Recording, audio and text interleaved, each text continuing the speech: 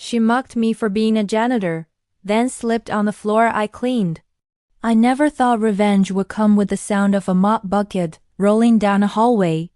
You see, when people look at a janitor, they see someone invisible.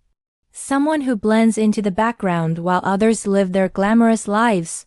But Clara made sure I could never forget how low she thought I was. She wasn't just another employee at the company. She was the boss's daughter. The golden girl who thought the world earned her respect simply because of her last name. Every time she walked past me, she'd wrinkle her nose and say, "Don't get your dirty water near my shoes. Cleaner boy." Sometimes she'd accidentally spill her coffee just so I'd have to mop it again. And every single time she'd smirk, but what she didn't know was that the janitor she mocked was keeping a secret, one that would turn her world upside down. Working as a janitor in that tall glass office building wasn't just a job, it was survival. My mom was sick, my bills were piling up, and this was the only work I could find after being laid off from a real estate firm during the downsizing. Yeah, I used to wear a suit. Now I wore a uniform with my name stitched on the chest. Ethan. I kept my head down. I showed up early, stayed late, and took every insult quietly. But Clara? She made it her mission to make every shift hell. One day, as I was cleaning the main lobby, she came down the stairs with her friends, all dressed in designer clothes, laughing loud enough for everyone to hear. She spotted me and stopped. "Look, girls, our favorite janitor." I think he missed a spot. She pointed right at the floor I had just finished polishing. I bent down quietly and wiped it again, pretending I didn't hear the laughter. Inside, though, I could feel something boiling. Her friends giggled. "You should ask him to clean your shoes, Clara." "Oh, he probably charges extra for that." They walked away still laughing. And that's when I noticed something. While they were talking, Clara dropped a folder, one marked confidential. I picked it up and looked around. She was already gone, so I opened it. Just curiosity, right? Inside were documents about an upcoming internal audit, and a list of employees being reviewed for misuse of company funds. And right there, in bold, was Clara's name. That night I stayed late cleaning. But I wasn't thinking about mopping floors anymore. I was thinking about justice. Maybe I was just a janitor to her. But I still knew how to read, how to think, and how to fight back quietly. And when you spend hours alone in an empty building every night, you have a lot of time to plan. For days after finding that folder, I couldn't get Clara's name out of my head. She was bold, arrogant, but stupid enough to leave her secrets lying around. That confidential label wasn't a warning. It was an opportunity.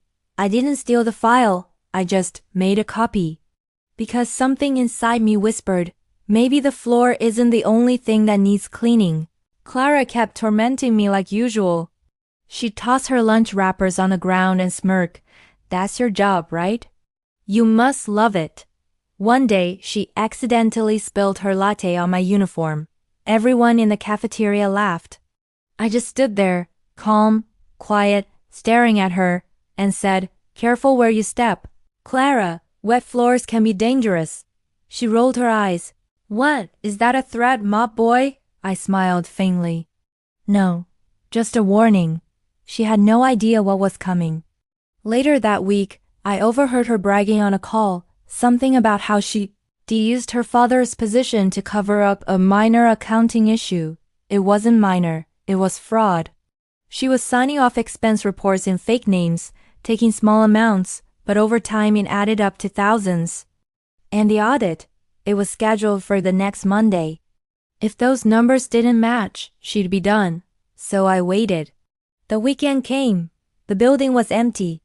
And as usual, I was the last one there, mopping the marble floors under the dim yellow lights. But that night, I wasn't cleaning, I was preparing. I made sure the cameras were working. I made sure the documents she left on her desk were scanned and backed up. And most importantly, I made sure the floor outside her office gleamed so perfectly that you could see your reflection in it. Monday came fast. She strutted into the building in her high heels, holding a coffee cup, talking loud like she always did. Her friends trailed behind her, laughing. And then, it happened. It was 9:12 a.m. The conference room was full of executives. The auditors had arrived early, briefcases in hand, and Clara's father, Mr. Howard, was standing at the head of the table, looking nervous. I was quietly mopping near the entrance, pretending not to listen, but I could feel the tension in the air. Then Clara walked in, tall, confident, phone in hand, smirking like always. "Morning, everyone. Sorry I'm late. Some of us actually have lives outside of spreadsheets." Her father frowned but didn't say anything. She strutted toward her seat, sipping her coffee, her stilettos clicking against the marble floor I had just cleaned. And then, her heel slipped. In an instant, her arms flailed, the coffee flew out of her hand, and she crashed backward, straight onto the polished floor with a loud thud. The entire room went silent. The cup shattered. The liquid splashed all over her designer blazer. I rushed over, mop still in hand, trying to keep my expression neutral. "Careful, Miss Clara. I did warn you about wet floors." For the first time, she didn't have a comeback. Her face flushed red as she looked around. Everyone watching, the boss's daughter on the ground, drenched, humiliated. Her father was furious. "Clara, I told you to stop bringing drinks into meetings." She stood up, trembling with rage. "It's not my fault. The janitor probably did it on purpose." But before she could finish, one of the auditors interrupted. "Actually, Miss Howard, before we proceed, there's something you need to explain." He slid a folder across the table. Her face drained of color. The same folder, the same documents. The ones with her fake expense reports. "We found discrepancies in your financial statements," he continued.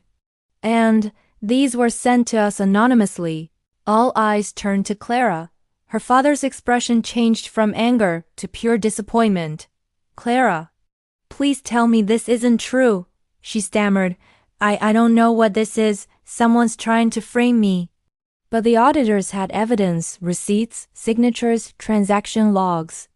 And her name was on every single one. Her father's voice trembled with fury. "Get out. We'll talk at home." She stormed out of the room, slamming the door so hard that the sound echoed through the hall. And as she passed me, I whispered, quietly enough for only her to hear, "Looks like even dirt gets its moment to shine." She froze, her eyes wide.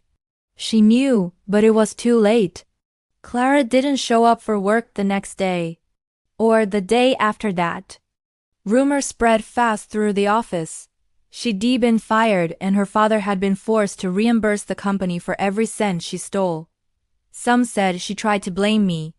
Others said she broke down crying in the parking lot. Either way, her perfect image was gone. As for me, I kept my job for a while. Then one morning Mr. Howard, her father, called me into his office. I thought I was in trouble. He stood there quietly, holding a file. Then he said, "Ethan, I owe you an apology. I never saw how my daughter treated people. Until now." He sighed. "The board reviewed everything. The way you've handled yourself, your attention to detail, your integrity, we'd like to move you to the administrative team." I blinked. "Sir, are you serious?" He smiled faintly. "Let us just say this company could use more people who clean things up the right way." That day, I walked out of that janitor's closet for the last time, not as a man ashamed of his work, but as someone who had earned his dignity back. Sometimes karma doesn't come with shouting or vengeance. Sometimes it arrives quietly, like a floor so clean that it reflects every lie someone tried to hide. Clara mocked me for being invisible. But when her world came crashing down, I was the only one left standing.